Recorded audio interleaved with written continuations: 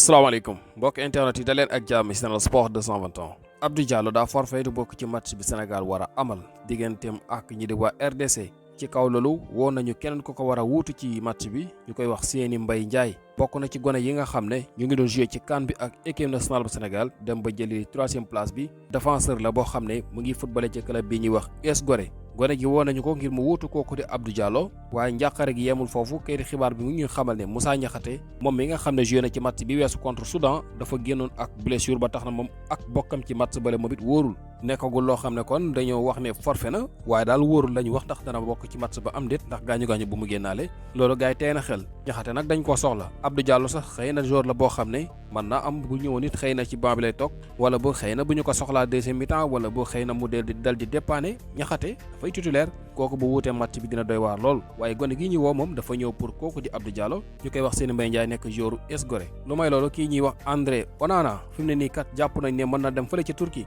signé ci club bi ñuy wax Trabzonspor moom gardien Manchester United bi li ko waral mooy ñi di waa Manchester dañoo am déggoo seen diggante ak Trabzonspor tey ji la ñu am déggoo maanaam ngir appelé ko loon la maanaam loon dañ ko appelé foofu waaye nag kii di Onana fi mu ne nii mbir mi ci loxoom la des ndax moom bëgg naa dem wala déet loolu dafay des ci moom bu dee bëgg naa dem kon déggoo mu ànd ba noppi ci diggante club yi xëy na bu dee bëggul dem day des foofule waaye li leer mooy Manchester United moom signé nañu gardien bu bees xam ngeen kon Onana même bu desee foofu ci Manchester United xam na li koy xaar moo tax it kon fi mu ne nii mbir mi ci loxoom la des maanaam moo yor ci gël guyam Désiré Doué nee nañu dafa am blessure moom joueur français bii nga xam ne mu ngi footballé foofu la ci Paris Saint-Germain moom nag coéquipier bii ñuy wax Ousmane Dembélé dafa amoon blessure démb ba ñu génne ko ci jogante googu ñii di waa Paris Saint-Germain mer lool ca loola ndax kat waxoon nañu ne nañu ñii di waa France nañu def très attention ci kooku di Dembélé dafa jóge ci gaañu-gaañu ngir ñu bañ koo forcer ba mu cee jëlee blessure te mu mel ni day loola nekk na loo xam ne français yi xëy na bàyyiwuñ ci xel ndax football loo nañ ko ba mu gaañu te nag ñoom dañu war a jouer fan yi du yàgg dara seen diggante ak Atalanta match bu rëy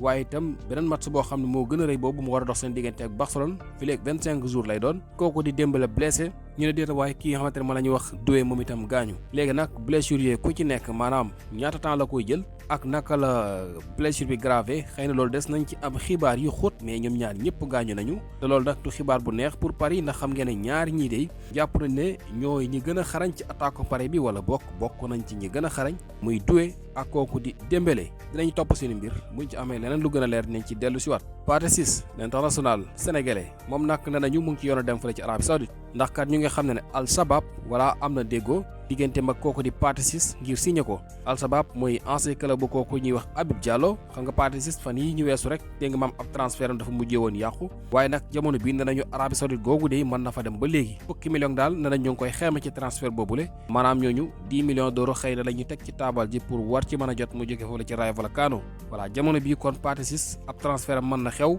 bu na sukkandikoo ci taskatu xibaar yi ki nga xam ne nag mooy Pape Thiaw àdduna ci li nga xam ne mooy match bi nga xam ne Sénégal am na ko bi digganteem ak Soudan ci gannaaw bi nga xamee ne sénégalais yu bëri dañoo jàpp ne Sénégal dafa waroon dóor score bi mu dóor muy 2-0 yi ndax ñu bëri jàpp nañ ne Soudan waroon nañ ko mën a dóor score bu ëpp boobu Pape Thiaw nag xëy na gis-gisam moom jàpp na ne wuute nag loolu mu ne li ëppoon solo mooy joué nañu match bi gagné ko dugal ñaari bit te loolu yemuñ ca encaissé wuñu waaw xam nga loolu rek nekk na loo xam lu am solo la dugal na ñaari bit te encaissé woo yóbbu it li nga xam ne mooy ñetti poñ ya te mu ne loolu moo doon l'essentiel bi li nga xam ne nag xëy na ñu bëri am nañ ko ni xalaat mooy ne Sénégal xëy na waroon dóor ñii di waa Soudan ba dégg nga maam pan ci kawam loolu yëpp xëy na mën na nekk waaye est-ce que Soudan Sénégal manee na ko noonu bu ñu fàtte match yi ñu mujjee football Soudan Sénégal mënulu ko dara kon li xew démb mën nañu jàpp ne sax ndam bu rëy la ndax koo xam ne ay match yu weesu yaa ngi joué ak moom di def ay match nul nga jàpp ko dóor ko 2-0 wala te sax encaissé woo loola jàppaan ndam bu am solo la te loolu nag tax na li nga xam ne mooy différence de but bi Sénégal am moo gën bu RDC Sénégal fi mu ne ni bu tolloo woon ak